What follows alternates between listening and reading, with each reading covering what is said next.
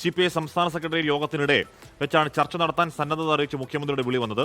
ചർച്ച കഴിയും വരെ മറ്റു തീരുമാനങ്ങളിലേക്ക് പോകരുതെന്ന് മുഖ്യമന്ത്രി അഭ്യർത്ഥിച്ചു. മുഖ്യമന്ത്രിയുമായുള്ള ചർച്ച കഴിഞ്ഞ് CPI സംസ്ഥാന എക്സിക്യൂട്ടീവ് വീണ്ടും ചേരും എന്നാണ് അറിയാൻ കഴിയുന്നത്. എന്തായാലും ആ പ്രശ്നം പരിഹരിക്കാൻ, ആ വലിയ തർക്കം പരിഹരിക്കാൻ മുഖ്യമന്ത്രി തന്നെ നേരിട്ടിറങ്ങുന്നു. മുഖ്യമന്ത്രി ബിനോയ് വിശ്വം ചർച്ച ഉച്ചയ്ക്ക് 3:30 അറിയാൻ കഴിയുന്നുണ്ട്. ശ്രീജിത്ത് തുടരുന്നുണ്ട്. ശ്രീജിത്ത്, ഈ ചർച്ചയിൽ ഇതിനോടകം തന്നെ നേരത്തെ ശ്രീജിത്ത് തന്നെ പറഞ്ഞതുപോലെ പശുവും ചത്തു, മോറിലെ പുളിയും പോയി, ഡീൽ നിലവിൽ വന്നു, ഡീൽ ഇനി അത് റിവേഴ്സിബിളുമാണ് എന്ന യാഥാർത്ഥ്യം നിലനിൽക്കെ ചർച്ച എന്ത് എന്ന ചോദ്യമോടെ നിൽക്കുമ്പോൾ തന്നെ ആ ചർച്ച പ്രധാനമാണ്.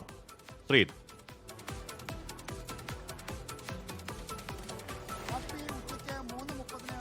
ഗസ്റ്റ് ഹൗസിൽ വെച്ചാണ് മുഖ്യമന്ത്രി പിണറായി വിജയനും CPI സംസ്ഥാന സെക്രട്ടറി ബിനോയ് വിശ്വവും തമ്മിലുള്ള ചർച്ച. CPIയുടെ സംസ്ഥാന സെക്രട്ടറി യോഗം ആലപ്പുഴ ഗസ്റ്റ് ഹൗസിൽ നടന്നുകൊണ്ടിരിക്കുമ്പോഴാണ് മുഖ്യമന്ത്രി പിണറായി വിജയന്റെ ഫോൺ കോൾ CPI സംസ്ഥാന സെക്രട്ടറി ബിനോയ് വിശ്വത്തിന് വരുന്നത്.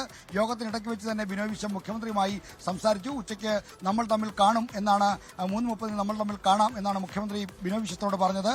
ഈ 3:30 നടക്കുന്ന ചർച്ച അവസാനിക്കുന്നവരെ നിങ്ങൾ മറ്റു തീരുമാനങ്ങളിലേക്കൊന്നും പോകരുതെന്ന് മുഖ്യമന്ത്രി ബിനോയ് വിശ്വത്തോട് അഭ്യർത്ഥിച്ചു.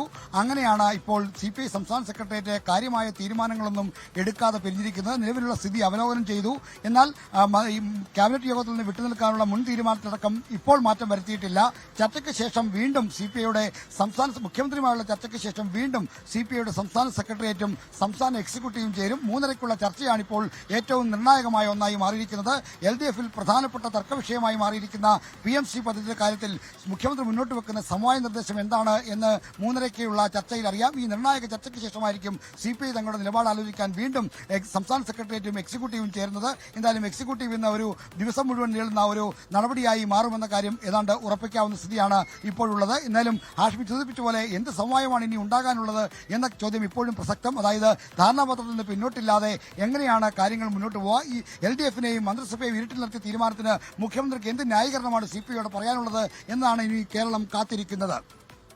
നിങ്ങളോട് പറഞ്ഞാൽ നിങ്ങൾ സമ്മതിക്കില്ലെന്ന് വിചാരിച്ചു എന്നടക്കമുള്ള കാര്യങ്ങളെ മറ്റൊരു ഭാഷയിൽ മുഖ്യമന്ത്രിക്ക് എന്തായാലും CPIയോട് പറയാനുണ്ടാവും ശ്രീജിത്ത്. പക്ഷേ ഇതിൽ ധാരണാപത്രത്തിൽ നിന്ന് പിന്നോട്ട് പോകുക എന്നുള്ളത് CPM വിചാരിച്ചാൽ തന്നെ ഇനിയിപ്പോൾ അസംഭവമാണ്. മാത്രമല്ല CPM അങ്ങനെ വിചാരിക്കാൻ പോകുന്നില്ല എന്നുള്ള കാര്യം പാർട്ടി സംസ്ഥാന സെക്രട്ടറി വാർത്താ സമ്മേളനത്തിൽ വ്യക്തമായത്. മാത്രമല്ല ഇത്രയും റിസ്ക് എടുത്ത് CPI ഇത്ര പ്രശ്നം ഉണ്ടാക്കുമെന്ന് അറിയാത്തവരല്ല CPMO, അല്ലെങ്കിൽ CPM അറിഞ്ഞിട്ടുണ്ടോ അറിയില്ല മുഖ്യമന്ത്രി.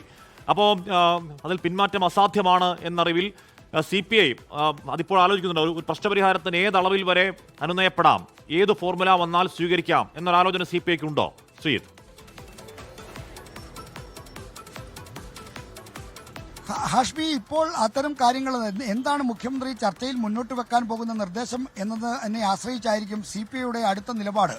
അതായത് നിലവിൽ ഈ മന്ത്രിസഭയെയും മുന്നണിയെയും അറിയിക്കാതെ ഏകപക്ഷീയമായി കരാറിൽ ഒപ്പിട്ട കാര്യത്തിൽ കടുത്ത നിലപാട് വേണം എന്ന അഭിപ്രായമാണ്. ആ കടുത്ത നിലപാടെന്ന് പറയുന്നത് മന്ത്രിമാരെ മന്ത്രിസഭാ യോഗത്തിൽ പങ്കെടുപ്പിക്കാതെ മാറ്റി നിർത്തുക എന്നതാണ്. എന്നാൽ അതിനപ്പുറത്തേക്ക് കടന്ന് മന്ത്രിമാരെ രാജിവെപ്പിക്കണമെന്നുള്ള അടക്കം ആവശ്യം മുന്നിലുണ്ട്. എങ്കിലും ആദ്യഘട്ടമായി മന്ത്രിസഭാ യോഗത്തിന്റെ ബഹിഷ്കരണമാണ് ഇപ്പോൾ CPI ആലോചിച്ചിട്ടുള്ളത്. ആ നിലപാടിൽ ഇതുവരെ മാറ്റം വരുത്തിയിട്ടില്ല. എന്നാൽ ഇനി മുഖ്യമന്ത്രി ചർച്ചയിൽ മുന്നോട്ട് വെക്കുന്ന നിർദ്ദേശങ്ങൾ എന്താണെന്ന് കൂടി കേട്ട ശേഷമായിരിക്കും CPI ഭാവി നിലപാടുകൾ തീരുമാനിക്കുക.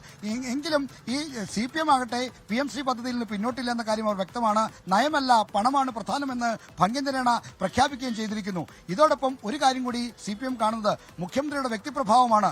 മുഖ്യമന്ത്രി ഒരു കരുത്തനായ നേതാവെന്ന നിലയിൽ CPIയോട് തങ്ങളുടെ നിലപാട് ഈ തെരഞ്ഞെടുപ്പ് കാലത്തെ സംഭവിക്കാൻ പോകുന്ന ഭവിഷ്യത്തുകളടക്കം ചൂണ്ടിക്കാണിക്കുമ്പോൾ CPI പിന്മാറും, CPI സമയത്തിന്റെ വഴിക്ക് വരും, അനുനയത്തിന് വഴങ്ങും എന്ന പ്രതീക്ഷയാണ് CPMനുള്ളത്. അപ്പോൾ അവിടെ പരിഹാര നിർദ്ദേശമല്ല, മറിച്ച് അതിനേക്കാൾ ഉപരി മുഖ്യമന്ത്രിയുടെ വ്യക്തിപ്രഭാവത്തിലൂടെ ഈ പ്രശ്നത്തിന്, ഈ മുന്നണിയിൽ കലഹത്തിനിടയാക്കിയ വിഷയത്തിന് ഒരു പരിഹാരം കണ്ടെത്താൻ ശ്രമിക്കും എന്നതാണ് CPM കാണുന്നത്. ലോകത്തെവിടെയായാലും ഏത് സമയത്തും 24 വാർത്തകളും ഓഗ്മെന്റഡ് റിയാലിറ്റി പാക്കേജുകളും എക്സ്പ്ലെയിനറുകളും വിശദമായി കാണാൻ ഞങ്ങളുടെ YouTube ചാനൽ നിങ്ങൾക്ക് സബ്സ്ക്രൈബ് ചെയ്യാം.